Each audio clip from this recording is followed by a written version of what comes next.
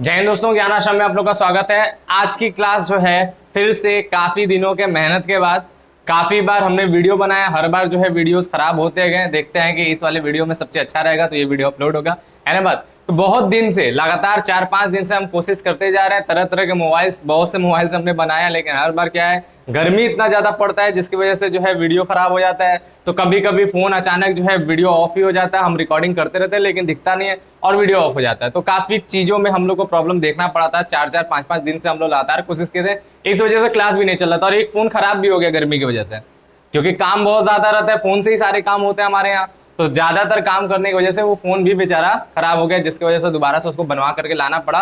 और अभी उसी फोन से ये वीडियो बन रहा है, तो उम्मीद करते हैं कि शायद अब जो है सारी क्वालिटी सही होगा। तो अगर सारा चीज अच्छा है तो आप लोग जो है वैसे ही बता दीजिए कि आवाज क्वालिटी सही है, वीडियो क्वालिटी सही है, तो कमेंट कर देंगे।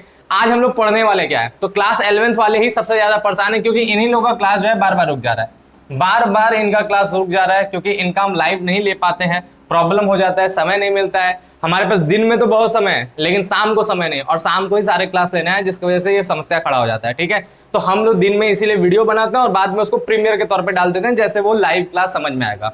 ठीक है, एकदम लाइव क्लास की तरह आपको समझ में आएगा। और कमेंट वगैरह आप लोग जो करते हैं वो हम पढ़ते रहते हैं और रिप्लाई भी आपको देते चलते हैं। ठीक, तो यहां पर हम बात करते हैं क्या कि आज कौन सा टॉपिक होगा, तो वहीं से शुरुआत करेंगे जहां पे छूटा था।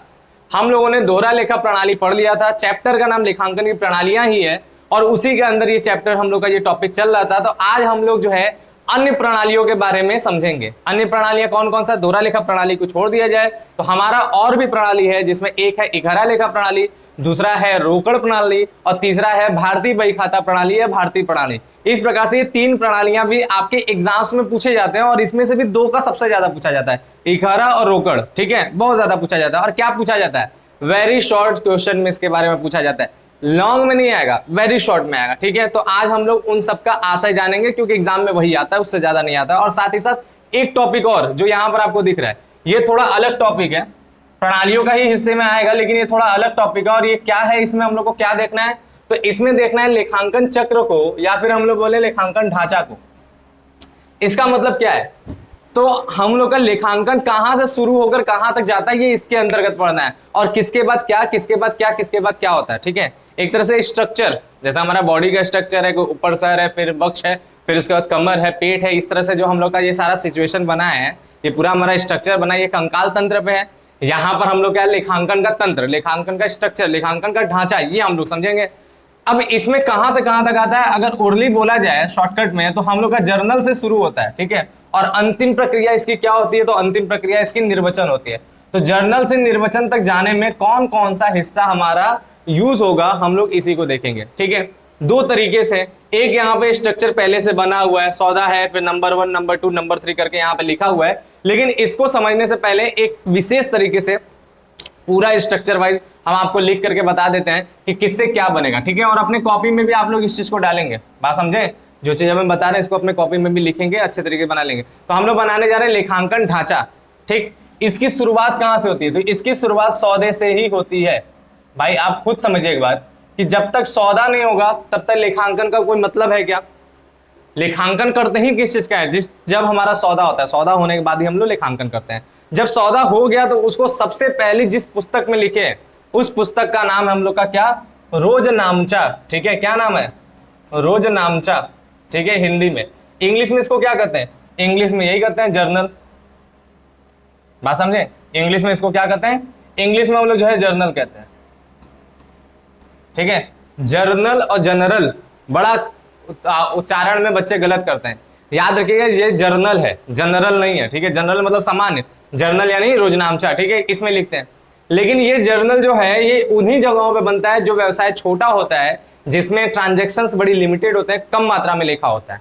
ठीक है, वहां पर। लेकिन जब बिजनेस बहुत बड़ा हो जाता है, ट्रांजैक्शन बहुत ज्यादा हो जाते हैं, तो वहां पर अगर हम जर्नल बनाएंगे तो कई पेज का जर्नल बन जाएगा, जिसको समझना, जिसको पढ़ना बड़ा कठिन होता है, जिसको मेंटेन रखना बड़ा कठिन होता है। इसलिए जब व्यवसाय बड़ा हो जाता है तो जर्नल ना बन करके वहां पर क्या बनता है, वहां पर बनता है जर्नल की सहायक बहियां।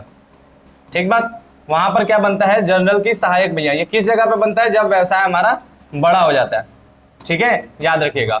और सहायक बहियों की संख्या कितनी होती है, 8 पुस्तकें जर्नल की जगह पे रखी जाती है। जिसमें हमारा रोकड़ बही है, क्रय पुस्तक है, क्रय वापसी पुस्तक है, विक्रय पुस्तक है, विक्रय वापसी पुस्तक है, प्राप्य बिल पुस्तक है, देय बिल पुस्तक है और मुख्य जर्नल है। ये टोटल 8 है और ये 8 के बारे में हम लोग अगले चैप्टर में पढ़ेंगे। वैसे भी यहाँ पे जितनी चीजें लिखा जाएगा सब अगले चैप्टर में एक एक आपको मिलता जाएगा। ठीक बात समझे। फिर जर्नल के बाद, अच्छा, जिसके नीचे जो होगा वो ऊपर वाले के सहायता से बनता है। ठीक है, जर्नल के बाद हम लोग क्या करते हैं, फिर हम लोग एक नया चीज बनाते हैं जिसका नाम है हमारा खाता बही। ठीक है, ये और खाता बही किस किस सहायता से बनता है, तो किसके नीचे है, जर्नल के नीचे है ना, तो खाता बही जर्नल की सहायता से बनता है और ये इसको इंग्लिश में क्या कहते हैं, लेजर कहते हैं। ठीक है, जर्नल के बाद क्या बनता है, लेजर बनता है। ठीक है, जर्नल के बाद भी जर्नल हमारा जो है, जर्नल की सब्सिडरीज बुक सहायक पुस्तकें उसके बाद भी। ठीक है, क्योंकि वो रोजनामचा का पार्ट है और ये अलग है। ठीक है, खाता बही ना बना। अब खाता बही के बाद आपका क्या बनता है, तो खाता बही जब बनाते हैं तो उसमें योग और शेष निकालते हैं। खाता बही होता क्या है, आगे चैप्टर मिलेंगे सब में समझाएंगे कि जर्नल में जो लेखे होते हैं उसको अलग से खाता बनाया जाता है, वर्गीकृत किया जाता है, अन्य खातों में वो खाता बही होता है। ठीक है, फिर इसके बाद खाता बही के बाद हमारा क्या होता है, तलपट बनता है। खाता बही के बाद हमारा तलपट बनता है जिसको हम लोग इंग्लिश में क्या कहते हैं, ट्रायल बैलेंस कहते हैं। ठीक बात, ट्रायल बैलेंस, ये तलपट बनता है। अब इस तलपट में हमारा क्या होता है कि खाता का योग एवं शेष को लेकर के हम तलपट बना देंगे। ठीक है, ये अंगणितीय शुद्धता की जांच करता है। जो हमने ऊपर लेखांकन किया इन दोनों में, जर्नल और लेजर में, उसमें कुछ लिखने में कुछ गलतियां तो नहीं हुआ, उस गलतियों को चेक करने के लिए हम लोग का तलपट बनता है। सारी गलतियां चेक नहीं होती लेकिन अंगणितीय शुद्धता का यह प्रमाण होता है। ठीक बात, फिर इसी तलपट की सहायता से हमारा जो अगला चीज बनता है उसको हम लोग कहते हैं अंतिम खाते। क्या कहते हैं, अंतिम खाते, फाइनल अकाउंट। ठीक बात, फाइनेंशियल स्टेटमेंट भी इसको आप कह सकते हैं, लेकिन इसको आप जो है अंतिम खाते नाम से याद रखिएगा। अब इस अंतिम खाते में क्या होता है कि हम लोग व्यवसाय क्यों करते हैं, लाभ कमाने के लिए करते हैं ना, तो लाभ हो रहा है कि हानि हो रहा है ये भी तो पता होना चाहिए। ठीक है, तो हमारा क्या होता है कि हम जब व्यवसाय बनाते हैं, व्यवसाय करते हैं, तो लाभ या हानि को चेक करने के लिए, ठीक है, अंतिम खाते बनाए जाते हैं और साथ ही साथ वित्तीय स्थिति का ज्ञान भी इसके अंतर्गत होता है। तो इसमें 3 चीजें बनती हैं अंतिम खाते के अंदर, 2 खाता और 1 विवरण पत्र। कौन कौन सी 3 चीजें हैं, तो सबसे पहला जो चीज है उसका नाम है, हमें व्यापारिक खाता कहते हैं। ठीक है, इसके अंदर व्यापारिक खाता बनता है जो कुल लाभ और कुल हानि यानी सकल लाभ और सकल हानि का जो है ज्ञान कराता है। ठीक बात, व्यापारिक खाता, सकल लाभ सकल हानि, माल को खरीद करके माल को बेच करके कितना लाभ हुआ इसके बारे में। ठीक है, लेकिन वो एक्चुअल लाभ नहीं होता, तो इसके बाद एक और खाता बनता है जिसका नाम है लाभ हानि खाता। ये व्यवसाय का शुद्ध लाभ और शुद्ध हानि का ज्ञान कराता है कि व्यवसाय में टोटल शुद्ध रूप से आपने कितना लाभ कमाया और कितना हानि हुआ, ये शुद्ध लाभ शुद्ध हानि की बात करता है। कौन सा, लाभ हानि खाता। ठीक है, लाभ हानि जब पता चल जाता है फिर वित्तीय स्थिति की बात करना रहता है। तो वित्तीय स्थिति का ज्ञान कराने के लिए जो खाता मतलब जो विवरण पत्र बनता है, खाता नहीं, उसको कहते हैं हम लोग आर्थिक चिट्ठा। हमने केवल चिट्ठा लिखा है, आर्थिक चिट्ठा, चिट्ठा एक ही बात है, बात समझे। तो लास्ट में हमारा तीसरा क्या बनता है, आर्थिक चिट्ठा बनता है। ठीक बात, समझ में आया। तो ये अंतिम खाते के 3 हिस्सा है। अब जब यहां तो हो गया तो हमने लाभ हानि भी निकाला, वित्तीय स्थिति निकाल लिया, तो लेखांकन का लगभग काम खत्म हो जाता है। लेकिन ऐसा नहीं, लेखांकन का उद्देश्य केवल लाभ हानि ज्ञात करना और वित्तीय स्थिति निकाल लेना, बस यहीं तक संभव नहीं है, इतना ही नहीं है। लेखांकन के उद्देश्य और महत्व में आपने ये भी पढ़ा होगा, प्रबंधकों को सहायता देता है। ठीक है, जो है आपको व्यवसाय की कमियों को बताता है, ये सारी चीजें हैं इसमें। तो इसी सब चीजों को निकालने के लिए हमारे पास जो लेखा जोखा होता है उसको हम लोग बैठ के विश्लेषण करते हैं। विश्लेषण का सेंस होता है बहुत बड़ी चीज में से इंपॉर्टेंट चीजों को निकाल लेना, उसको समझना, की पॉइंट्स निकाल लेना, जो कि कौन कौन से चीज मेन है उसको निकाल करके उसको समझना, और उसी को जो है उसी को आप कहते हैं कि पूरे के पूरे मुद्दे का विश्लेषण कर लिया गया, मेन कारण निकाल लिया, मेन चीजें निकाल लेना। ठीक है, जैसे एग्जाम्पल के तौर पर नींबू होता है, सारा चीज तो उसका प्रयोग नहीं करते, बस निचोड़ के उसका रस लेते हैं, मेन वही प्रयोग है, बाकी तो फेंक देते हैं, है ना बात। तो वही चीज हमारा यहाँ पे भी है। तो यहाँ पर क्या हो रहा है, यहाँ पर विश्लेषण का मतलब एक तरह से पूरा का पूरा लेखा जोखा जो है उसका निचोड़, ठीक है, वो भी इसमें किया जाता है। ये भी हमारा जो है लेखांकन चक्र के अंदर आता है। ठीक बात, विश्लेषण, विश्लेषण को इंग्लिश में कहते हैं हम लोग एनालिसिस। ठीक बात, और जब विश्लेषण कर लिए, सारी इंपॉर्टेंट चीजों को निकाल लिया, समझ लिया, सब चीज जान लिया, तो अब किस चीज की जरूरत है, अब हमें निर्णय लेने का, ये सोचने का कि हमें अब आगे भविष्य में क्या करना है, किस प्रकार से अपने बिजनेस को लेकर चलना है, कौन सी कमियों को दूर करना है, क्या क्या चीजें करना है, ये सारी चीजें हमारा किसके अंतर्गत आता है, इसको हम लोग कहते हैं निर्वचन। ठीक बात, भविष्य के लिए हम जो अपना डिसीजन करते हैं कि भविष्य में कैसे क्या चीजों को लेकर चलना है, उसे हम लोग क्या कहते हैं, निर्वचन कहते हैं। भाई लेखांकन में आगे भी तो सोचना है ना कि एक ही साल बिजनेस किया फिर बंद, ऐसा तो नहीं है, आगे भी सोचना है। ठीक है, तो ये हमारा जो है निर्वचन कहलाता है, जिसको हम लोग इंग्लिश में कहते हैं इंटरप्रिटेशन। ठीक बात, क्या कहते हैं, इंटरप्रिटेशन। ठीक बात, ये हमारा जो है लेखांकन का आखिरी स्टेप है। तो हमारा रोजनामचा से शुरू होकर निर्वचन तक सारी बातें जाता है, हमने शुरुआत में बताया। तो इस प्रकार से पूरा का पूरा स्टेप बाय स्टेप होगा। कौन किसकी सहायता से? जनरल की सहायता से खाता बही की सहायता से तलपट, तलपट की सहायता अंतिम खाता को लेकर के विश्लेषण होता है, विश्लेषण करने के बाद निर्वचन होता है। ये सारी प्रक्रिया आपका है लेखांकन का, ठीक है। लेखांकन की प्रक्रिया बोलिए, लेखांकन के चरण बोलिए, लेखांकन का ढांचा बोलिए, ठीक है, सारा यही बात है। अब यहाँ पर लेकिन हम लेखांकन चक्र या लेखांकन ढांचा की बात करें तो यहाँ पे तो थोड़ा अलग बताया। यहाँ पे सबसे पहले बता दिया सौदे। भाई हमने तो यहाँ ऊपर भी हमने बोला सौदा, सौदा होगा तभी लेखांकन करना है, सौदा नहीं तो लेखांकन की क्या जरूरत है? जरूरत है क्या? नहीं। ये जितने स्टेप्स यहाँ पे हमने बताए, ये सारे स्टेप्स को 3 ग्रुप में बांट दिया गया। ये 3 ग्रुप, ठीक है। ये लेखांकन के मेन ढांचा, मेन स्ट्रक्चर, मेन प्रक्रिया की बात करते हैं। 3 ग्रुप। सबसे पहले जब सौदों को जिस किताब में सबसे पहली बार लिखा जाता है उसे हम लोग कहते हैं प्रारंभिक लेखा। उसमें लिखने की प्रक्रिया को हम क्या कहते हैं? प्रारंभिक लेखा। आप समझे? सौदों को सबसे पहले जिसमें लिखा जाता है। और यहाँ पर देख लिए किसमें सबसे पहले लिखा जा रहा है? तो सौदों को सबसे पहले लिखा जा रहा है हमारा किसमें? जर्नल में या जर्नल की सहायक बहियों में। तो ये जो है ना, ये प्रारंभिक लेखे की पुस्तक कहलाता है। बात समझे? जर्नल क्या कहलाता है? प्रारंभिक लेखे की पुस्तक। ये बात याद रखिएगा, ऑप्शनल में पूछता भी है, निम्न में से कौन सा प्रारंभिक लेखे की पुस्तक है? जर्नल, लेजर, ट्रायल बैलेंस या बैलेंस शीट? तो आपको तुरंत बताना है कि भाई जर्नल है ना बात। प्रारंभिक लेखा सबसे पहली बार उसी के अंदर लिखा जाता है, ठीक बात। फिर इसमें जब जर्नल बनता है तो फिर उसमें बहुत से सौदों को इकट्ठा, जैसे कि जितनी बार क्रय किया गया उतनी बार परचेज अकाउंट डेबिट होगा। तो हर बार परचेज अकाउंट अलग अलग डेट पे डेबिट हो रहा है, ठीक है। तो उनको लेकर के एक अलग से परचेज अकाउंट बनाया जाता है और उसमें सारे के सारे जितनी बार भी खरीदा गया है माल उतनी बार का लेखा कर दिया जाता है। तो ऐसे करके सबका अलग अलग खाता बनता है, ठीक है। परचेज हुआ, सेल्स हुआ, डिस्काउंट हुआ, इंटरेस्ट हुआ, राम हुआ, श्याम हुआ, कैपिटल हुआ, कैश हुआ, जितने भी सौदे के खाते प्रभावित है उन सबको अलग अलग वर्गीकृत कर दिया, खाता बनाया जाता है। और वो खाता हमारा जो है वर्गीकरण के अंतर्गत आता है। और वो उसमें कौन सा चीज आता है? यहाँ पे लिखा भी है खाता बही। तो याद रखिए वर्गीकरण कहाँ स्टार्ट होता है? खाता बही में वर्गीकरण होता है, ठीक है। वर्गीकरण कहाँ होता है? खाता बही के अंतर्गत होता है, ठीक है। और ये खत्म कहाँ होता है? शुरुआत खाता बही बनाने से होता है और खत्म होता है उसका योग और शेष निकालने तक, ठीक है। और इसके बाद की सारी प्रक्रिया सारांश के अंतर्गत आता है। सारांश का मतलब समझते हैं ना, कि बहुत बड़ी चीज को छोटा कर देना, उसके सारे मूल तत्वों को निकाल लेना और मूल तत्व बना लेना हमारा सारांश है। बहुत बड़ी चीज को छोटा करना है। भाई जर्नल लेजर बहुत बड़ा चीज है। जब आप अभी बनाना सीखेंगे, आगे चल के हम सिखाएंगे तो समझिएगा कि जर्नल कितना बड़ा बनता है, लेजर कितना ज्यादा देर तक जाता है, कितना दूर तक जाता है, ये सारा सीखेंगे, ठीक है। और उनका जो है ना, उनको छोटा रूप में ले आना है। 1 पेज पे ले आता है, 2 पेज पे ले आता है, ये ट्रायल बैलेंस, अंतिम खाते, ये सब, ठीक है। तो ये सारी प्रक्रियाएं इसके अंतर्गत सारांश के अंतर्गत आता है। कौन कौन सा? ये सब नीचे तक पूरा निर्वचन तक, ठीक है। हालांकि लेखांकन तो आप समझ लीजिए कि केवल यहीं तक हो रहा है, अंतिम खाते तक हो रहा है, लेकिन विश्लेषण करना, निर्वचन करना, ये सब भी सारांश के अंतर्गत आता है। ये पूरा सारांश की बात हो गया, समझ में आया? तो ये लेखांकन के हमारे टोटल कितने? ये 3 चरण हो गए, इसके हिसाब से लेखांकन होता है, ठीक बात। चलिए अब हम लोग क्या करेंगे, बाकी चीजों के ऊपर बात करेंगे। जो हमारा जो हमारा आज का टॉपिक है लेखांकन की 3 अन्य प्रणालियां, दोहरा लेखा प्रणाली को छोड़ करके उसके ऊपर बात करेंगे। तो अब हम लोग बात करते हैं लेखांकन की अन्य प्रणालियां, ठीक है, जिसके बारे में हमने बोला कि हमारा जो है टोटल 3 प्रणाली और समझना है, ज्यादा नहीं, केवल आशय, क्योंकि 2 नंबर के यानी आप लोग के स्कूल में जितने का भी वेरी शॉर्ट में पूछा जाता है, ठीक है। वेरी शॉर्ट क्वेश्चन में 50 वर्ड, 30 वर्ड, 40 वर्ड में आंसर देना रहता है, तो उतने ही वर्ड में यहाँ पे आंसर लिखा हुआ है। तो सबसे पहले बात करते हैं इकहरा लेखा प्रणाली या फिर एकल लेखा प्रणाली। नाम से ही समझिए सिंगल एंट्री, ठीक है। इसमें और उसमें डबल एंट्री सिस्टम जो आपने पढ़ा, इन दोनों में अंतर क्या है? इन दोनों में अंतर सबसे बड़ा यही है कि हमारा डबल एंट्री सिस्टम ऐसा होता है जिसमें डेबिट और क्रेडिट दोनों में लेखा किया जाता है, ठीक है। दोनों साइड, डेबिट में भी क्रेडिट में, एक सौदा होगा उसका दोनों पक्ष में लेखा किया जाएगा। लेकिन इकहरा लेखा प्रणाली ये बेमतलब का प्रणाली है। बेमतलब का इसलिए बोल रहे हैं क्योंकि इसमें कोई नियम कानून ही नहीं है, ठीक है। जब मतलब वैसे नियम कानून के नाम पे हल्का सा है और ये अपने आप बन गया है, इस तरह से समझिएगा। इसका कोई बनाने वाला कोई ऐसा कुछ है नहीं, ठीक है। करते करते अपने आप कुछ चीजें स्वतः आविष्कार हो जाता है, वैसा टाइप का है। इसमें क्या किया जाता है कि किसी सौदों को जो है एक पक्ष में लिखा जाता है, कुछ सौदों को 2 पक्षों में लिखा जाता है और कुछ सौदों को लिखा ही नहीं जाता। इस प्रकार से लेखा होता है, ठीक है। इस प्रणाली को हम लोग इसीलिए इकहरा लेखा प्रणाली भी कहते हैं और यही कारण है कि यह अवैज्ञानिक भी है, असैद्धांतिक भी है। सिद्धांत भी इसमें नहीं यूज रहा है, विज्ञान भी इसमें यूज नहीं रहा, और इसी वजह से इसका जो है कानूनी वैधता भी इसे नहीं प्राप्त है। कानून भी इसको स्वीकार नहीं करता है।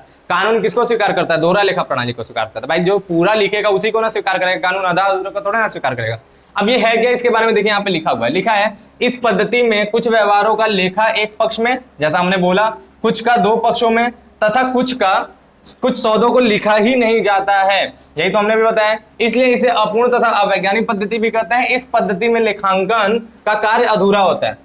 है ना बात भाई। आप अगर कुछ को लिखेंगे ही नहीं तो लेखांकन पूरा हो पाएगा क्या?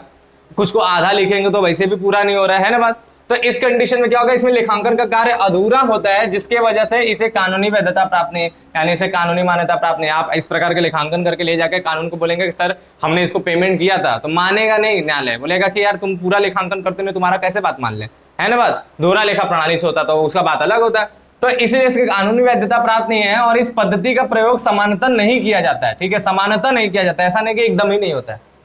आज के समय में लगभग ये विलुप्ति के कगार पे। कुछ लोग इसका आंशिक रूप से प्रयोग करते हैं, तो यही लिखा है, परंतु कुछ छोटे व्यापारी जैसे सब्जी वाले हुए, छोटे मोटे दुकानदार हुए, छोटे मोटे जो है अगल बगल के जो है आपके घर के अगल बगल जो छोटा मोटा नहीं दुकान खुल जाता है, वो लोग अपने जो किताब में हिसाब किताब करते हैं, वो इस एक तरह से देखा जाए तो इसी प्रणाली के हिसाब से करते हैं। ठीक है, तो कुछ व्यापारियों द्वारा इसका आंशिक प्रयोग किया जाता है। इस पद्धति में सही लाभ हानि का ज्ञान लेना कठिन है।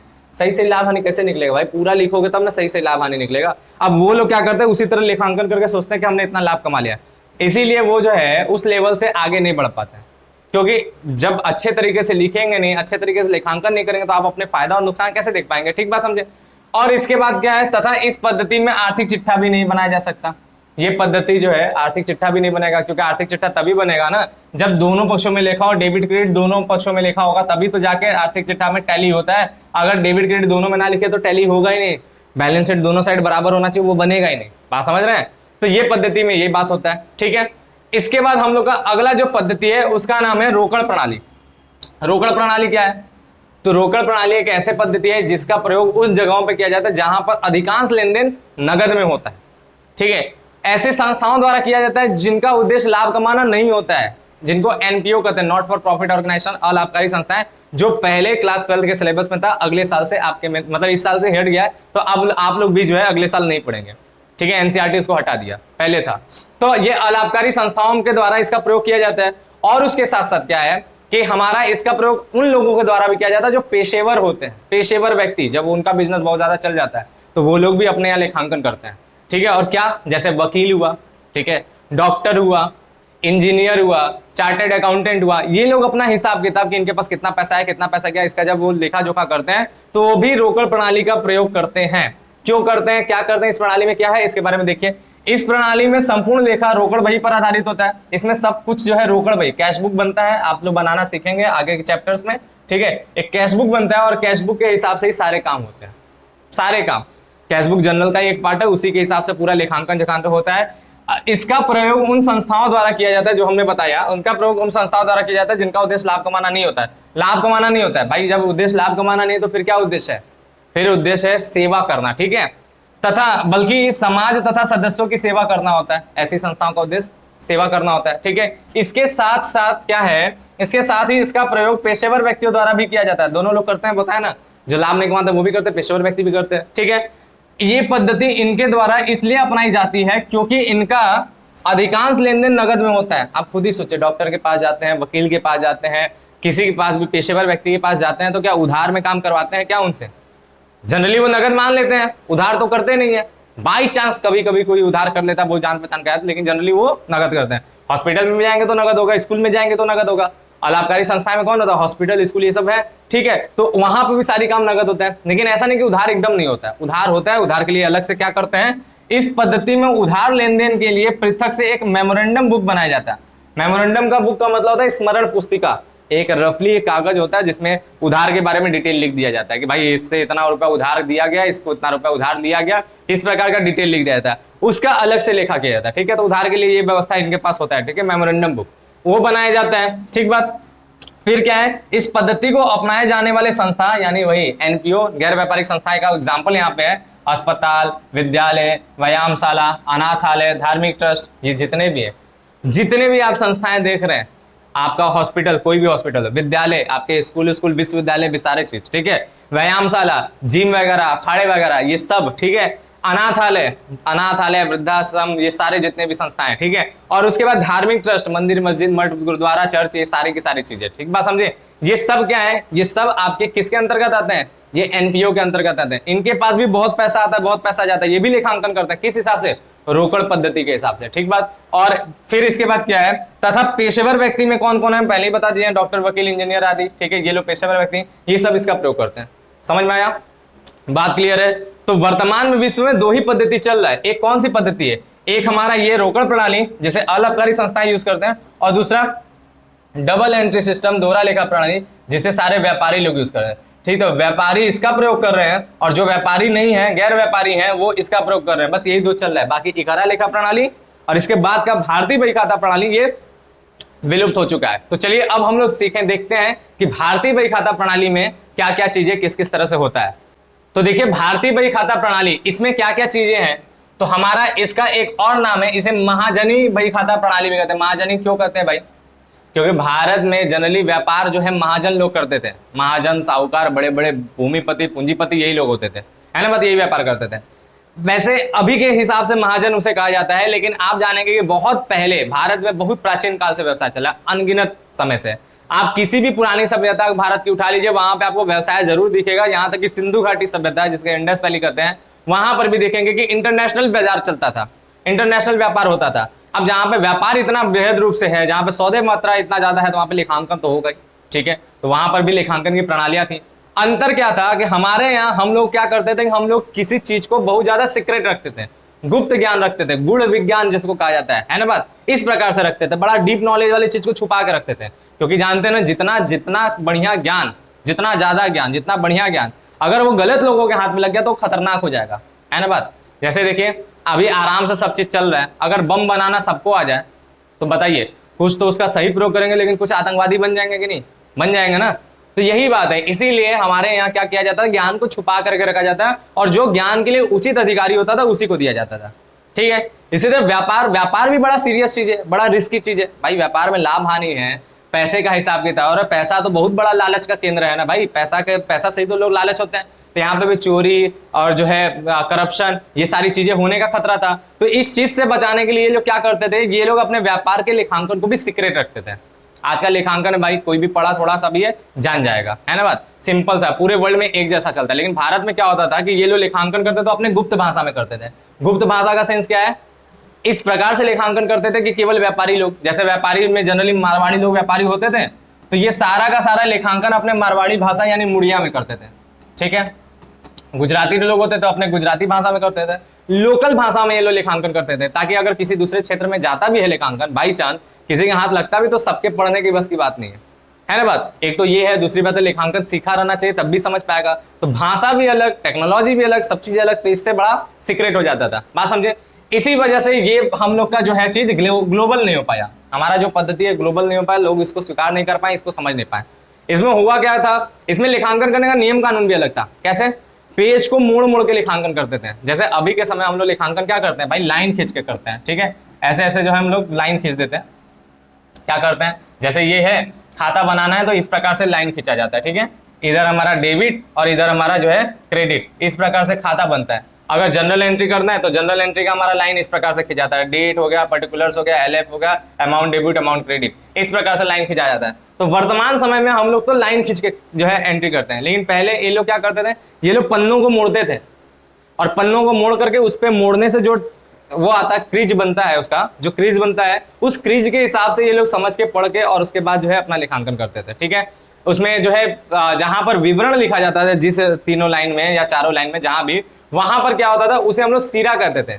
और जहां पर अमाउंट भरा जाता था उसको हम लोग पेटा कहते थे। ठीक है, और अमाउंट लिखने की प्रक्रिया को पेट भरना कहते थे। इस प्रकार से यहाँ पे जो है शब्दों का प्रयोग होता था। हमने पढ़ा है अपने समय में, हम लोग के टाइम ये सब सिलेबस में पार्ट था, तो हम लोग पढ़ते थे। आज के समय में कहीं नहीं पढ़ाया जाता, तो इसलिए विलुप्त है, धीरे धीरे विलुप्त खत्म ही हो जाएगा, इस जो है प्रणाली भी खत्म है ना बात समझे? क्लियर है? तो इस प्रकार से लेखांकन होता था, बड़ा मजा आता था, पन्ना मोड़ पोड़ के डिजाइन बना के जो लेखांकन किया जाता था। ठीक है, तो इस तरीके से। और इसके साथ साथ क्या होता है, लंबी लंबी बहियों का प्रयोग करते थे, बहुत बड़ी बड़ी रजिस्टर। जैसे पहले देखेंगे पुराने अगर कार्यालय में जाएंगे किसी ऑफिस में, तो देखेंगे पूरा डायरी रजिस्टर से पूरा लाइब्रेरी भरा रहता था, और पूरे सब के सब एकदम धूल फाँकते हैं। इसी प्रकार से इनके यहाँ भी खूब डायरी में लेखांकन होता था, खूब बड़े बड़े रजिस्टर में लेखांकन होता था। और वो रजिस्टर क्या होता है, लाल कलर से कवर होता था। अभी भी जाइए पुराने किसी भी जो है किताब के दुकान में, किसी लाइब्रेरी में, जहां पर बहुत से रजिस्टर्स रखे हुए हैं, उनको देखेंगे लाल कपड़े से बांधा रहता है। कारण जानते हैं क्या है? ये तो मानते थे, व्यापारी थे भाई, तो ये मानते थे लाल जो है लक्ष्मी का रंग है, तो लक्ष्मी आएगी, व्यापारी के मद्देनजर, हिंदू धर्म के हिसाब से। ठीक है, फिर इसका ये भी मानते थे कि हनुमान जी रक्षा करेंगे लाल चीज के लिए, है ना बात? और इसके साथ साथ लाल का कारण साइंटिफिक ये भी था कि लाल कलर क्या होता है कि हमारे कीटनाशक जो होते हैं वो कीड़े मकोड़ों इन सबसे बचाता है, साथ ही साथ उसमें लाल कलर होने से पन्नों में दीमक नहीं लगता है, इस वजह से भी किया जाता था, सुरक्षा के मद्देनजर भी किया जाता था। बात समझे? अब ये सारे पद्धति थे, ग्लोबल नहीं हो पाया कारण आपने बताया ना, अभी हमने बताया कि मुड़िया भाषा, गुजराती भाषा लोकल भाषा में प्रयोग होता था, हिंदी में प्रयोग होता था। भाई विश्व कहाँ जानेगा ये सब भाषा, है ना बात? इसलिए ये उतना ज्यादा पॉपुलर नहीं हो पाया। लेकिन ये प्रणाली भी पूरी तरह से वैज्ञानिक थी। वैज्ञानिक इसलिए क्या था क्योंकि इसमें भी डेबिट और क्रेडिट दोनों में लिखा होता था, बस नाम अलग था।